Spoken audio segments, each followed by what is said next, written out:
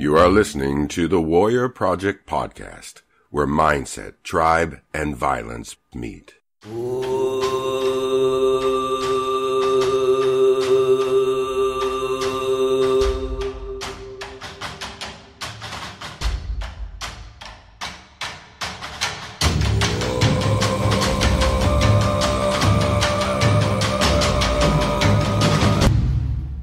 My name is Justin Garcia, also known as Master Chim, and welcome to the Warrior Project podcast. If you have not yet visited MasterChim.com, please do so. Why? That's where you could sign up for the Master Chim letter, which is my daily email newsletter. I send it out every single day. It's absolutely free. And I sort of keep you in touch with what's going on in the world of Master Chim, whether it be the podcast, different products, announcements, events, different things that I'm doing behind the scenes. You know, it's a way for me to get more content out. There's lessons of the day, things I want to rant about, etc., etc. It's completely free. You go to masterchim.com and you could sign up there, put your email in. Obviously, I never share your email or any of that stuff. None of that shenanigans. So today's query, why is shame important?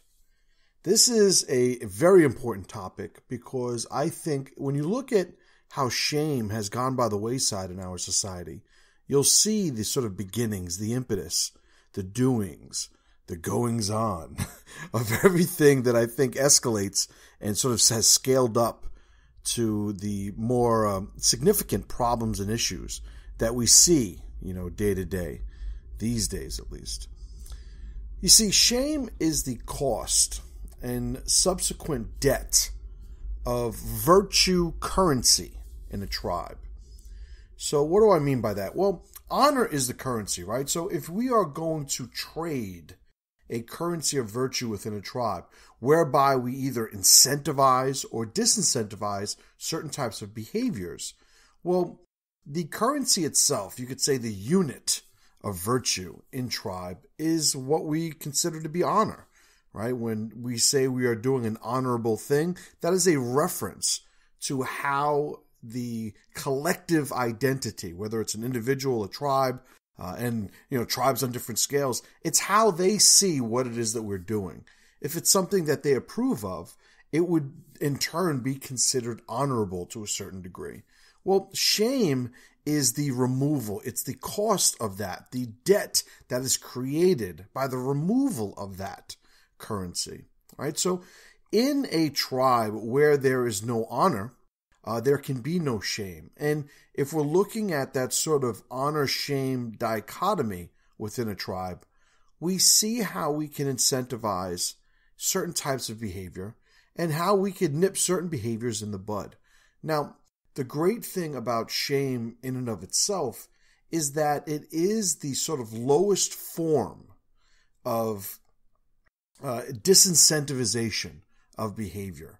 It's the most painless, it's the lowest cost way that a tribe could sort of curb the behavior of its members to keep everybody moving in the same direction. So if we're talking about the escalation cycle of correction in tribe, it starts with shame, and from shame it goes to punishment. After punishment, exiling an individual, or exile, and finally kill. We will kill somebody at the top of this escalation cycle. And I'm going to break down each one of them. So shame, as we said, is the lowest form of curbing one's behavior in tribe. It really does not cost a bunch. It is something that a lot of times the individual themselves, will sort of react to. He will come upon the awareness of the shame that he is accruing, and he himself will curb his behavior. Once we get past that and the individual has not done what is necessary to sort of get himself back on mission where the tribe's concerned, well, then the tribe will have some sort of punishment, which is almost an acknowledgement, an out loud acknowledgement that everybody sees, whereby the individual faces some sort of mandatory consequence, right? So I shame you so I don't have to punish you. Well, if I punish you and you still have not sort of brought yourself to the movement and the direction of the mission of the tribe, Well, now it is time to exile you. So it's sort of like, listen, I tried to give you the hint, you didn't take it, so I had to give you a direct consequence and punishment, and even that didn't get you on mission. Now it's time for you to go, right? And that is when we would throw somebody out of the tribe. We would remove them from the tribe because our lower level forms of curbing their behavior and correcting their behavior hasn't worked. Right? So now the person is on the cusp of becoming sort of traitorous in their behavior. They're going to, by their very presence, act against the interests of the tribe at large, so we will remove you. And finally, if that doesn't work, and the way that we would interpret it as not working is if we exile somebody and they continue to undermine and actively try to break down and sabotage the tribe's mission, well, that is when we eliminate you, right? So that is where death is, and it could be a literal or figurative, whatever the case is, but, just in comparison to the escalation of the other stages, this is the final stage. This is, we need to eliminate the threat completely. Right? So an analogy I use sometimes when trying to illustrate this escalation cycle is, imagine, a bunch of us in a tribe. We are a tribe of boats, right? An armada, if you will. And all of us are going from point A to point B. Point A starts off, in our, beginning area, and point B is the destination. And it is, let's just say, 1,000 miles away. And as this collection of ships, and it could be a dozen ships, 1,000 ships, it doesn't matter. But as this ships is moving in a certain direction, we have one person who, in the captaining of his ship, is sort of veering off course, either getting in the way of other ships, maybe bumping up against ships and pushing them off mission, but basically being a nuisance and not sort of staying in formation with the rest of the group. Well, the first thing we're going to do is we're going to sort of yell at them, right? Whether it's on the radio or it's over the side of the boat itself. And we're going to remind them what they're doing is obstructing the overall mission of the group. Like, hey, you're bumping into me. Hey, you're going a little bit too left. Hey, you are not following the crowd. Once that person acknowledges that communication, if he corrects himself at that point, then we we carry on as normal, sort of no harm, no foul, so to speak, right? But now we get the individual who has bypassed that stage, and we've told them, listen, you gotta, you keep bumping into people, you keep going off course, you're distracting other people, and they haven't made any of those changes. They haven't corrected their behavior.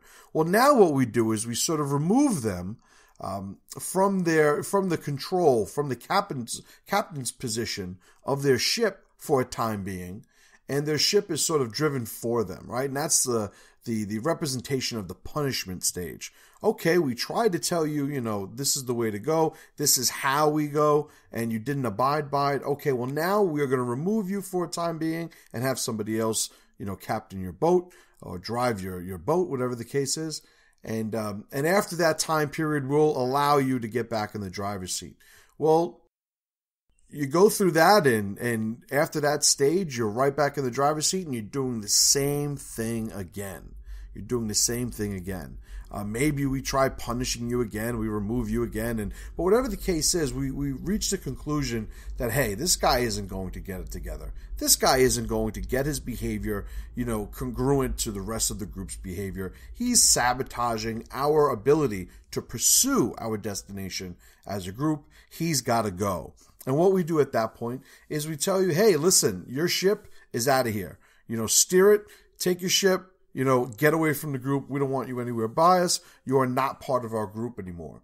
We remove all those in-tribe benefits. We remove the connection, the social connection to the individual. And he is, for all intents and purposes, exiled. You are no longer to be around us. We are not going to pay attention to you. The good thing for you, I guess, is, hey, do whatever the heck you want. But you are not going to be part of this collective anymore. And that's what the exile stage represents. Now, finally, the punishment that is at its highest level, which is the kill or elimination stage of the correction. And that is now, you have been exiled in your ship. Well, you know what? You've come back and you started attacking ships, or you refuse to leave and continue to bang into ships. Whatever the case is, you have been exiled and you are not respecting our intention or our will in terms of removing you and continuing alone without you. Well, now you are somebody that needs to be handled. You're somebody that needs to be dealt with. We tried fixing you. It didn't work. We tried incentivizing you through both shame and punishment. It didn't work. We gave you the opportunity to go off on your own. It's sort of like, hey, you seem to want to do your own thing no matter what. Well, you know what? Go off on your own and do it by all means. Do you, boo-boo, right? That's the phrase. Well, now you haven't even engaged that opportunity, and you're saying, nope, I'm going to stay here and I'm going to be a part of this group, whether they like it or not, and it's going to be on my terms. I'm going to do what I want. And that does not help us in Tribe, allowing people to do that. It's a failing formula. So what we will have to do at that point is eliminate you. And that is the highest stage. So the original query is, why is shame important? Well, my take on it is, shame is the lowest form of correction, for culture, to keep it in line with the virtue of the tribe. And it allows people not only the lowest cost in terms of their social standing, but it also is a sort of organic presence that allows people to sort of self-start, right, and self-correct when it comes to, getting back on track with where the tribe is. Now, if we look out at our society today, we see a shameless, honorless society. Whether it's through politically correct language or, these sort of deviant groups vying for the recognition of normalcy. Whatever the case is, there is not only a disagreement as to everybody's collective mission as a group, but we also see the inability to establish and execute and carry out these low-level corrections in our culture. So if I can't shame you, then that just leaves punishment.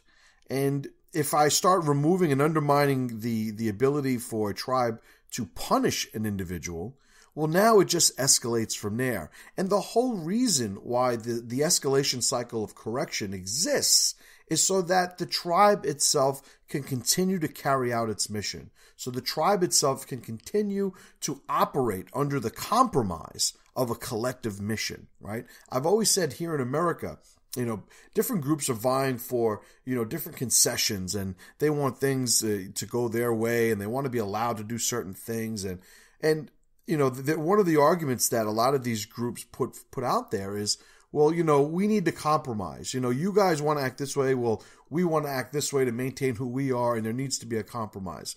To which I always respond, the United States Constitution is our compromise. It's sort of like the rule book. This is the game of America that we're all playing, whether we're born here or we entered the game at a later date.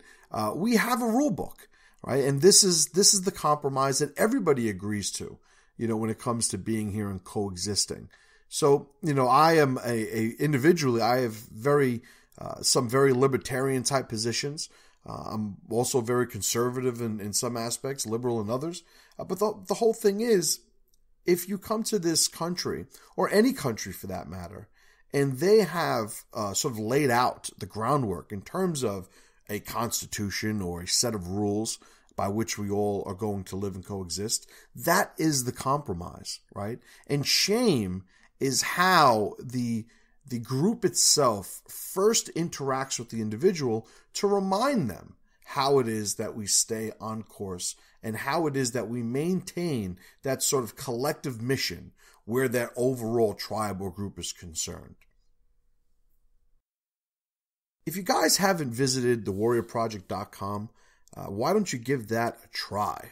On thewarriorproject.com, not only is there an archive of these podcast episodes, but there's also the way that you can join the Warrior Project Tribe, which is my membership site. And on this membership site, not only do I have a collection of monthly power programs that I've been accumulating for some time now, which are individual video series on a vast, array of topics, whether it's parenting, lifting weights, self-defense or counter-violence, the dynamic and blueprint of tribe. There is topic after topic. I'm trying to run through it in my head, not doing a great job. But on thewarriorproject.com, you can go and get more information for that. You could also purchase individual power programs. If there's something individually you wanted to read and pay attention to, a very popular one for that is my Business of Building program, which is the sort of framework and the paradigm for establishing an entrepreneur's mindset. If you're thinking about opening up a business, I would say that the Business of Building series is definitely something you could check out. But whatever the case, it is thewarriorproject.com, and you could check us out there. So I appreciate you guys for listening to this. I also appreciate all of those reviews, whether it's just giving me a bunch of stars or actually, writing a review on iTunes. I appreciate that. I know you guys are busy, and I know that takes time. I know listening to this takes time. And I don't want you to think that I don't have gratitude for that, because I absolutely very much do. If you guys weren't listening, I wouldn't be talking. So with that being said, remember, warriors, someone believes in you. Prove them right.